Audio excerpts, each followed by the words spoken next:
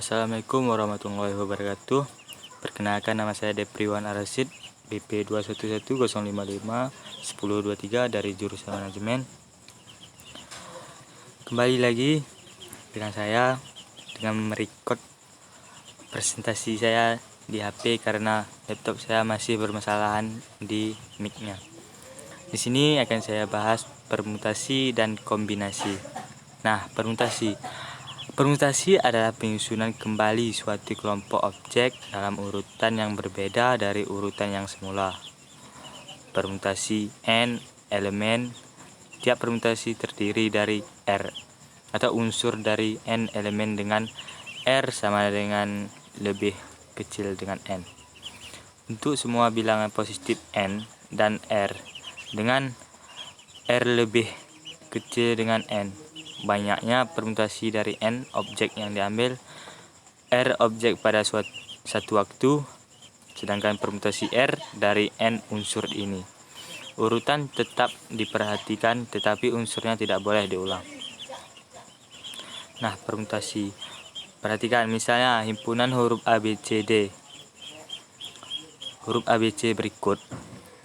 B, D, C, D, C, B, A, C, D, B adalah permutasi dari 4 huruf diambil sekaligus. Nah, yang kedua, BAD, ADB, CDB adalah permutasi dari 4 huruf yang diambil 3 sekaligus. Nah, yang ketiga, AD, CB, BD adalah permutasi dari keempat huruf yang diambil 2 sekaligus. Maka P dalam kurung N dikali R menunjukkan semua permutasi dari N objek yang diambil R pada satu waktu. Nah, di sini ada contoh soal permutasi dengan pengulangan. Nah, di sini ada tentukan banyaknya susunan 3 huruf dari kata monster. Nah, di sini ada dibahas berdasarkan data pada soal diketahui n atau jumlah keseluruhan huruf ada 7 dan 3 huruf dari kata monster. Untuk menentukan banyaknya susunan 3 huruf dari kata monster, gunakan persamaan berikut. P n atau sama dengan nr, P7 sama dengan 7/3, maka dapat hasilnya 343. Selanjutnya ada kombinasi. Kombinasi adalah menggabungkan beberapa objek dari suatu grup tanpa memperhatikan urutan. Misalkan S, suatu elemen di mana urutan tidak dihitung. Kombinasi dari n elemen yang diambil dari R pada suatu waktu adalah sembarang pilihan dari R. Pemilihan seperti itu disebut kombinasi R. Di sini ada rumus kombinasi. Rumus kombinasi dilambangkan sebagai berikut. C dalam kurung N dikali R. Setiap R kombinasi dari N objek menentukan R permutasi dari objek dalam kombinasi dengan demikian.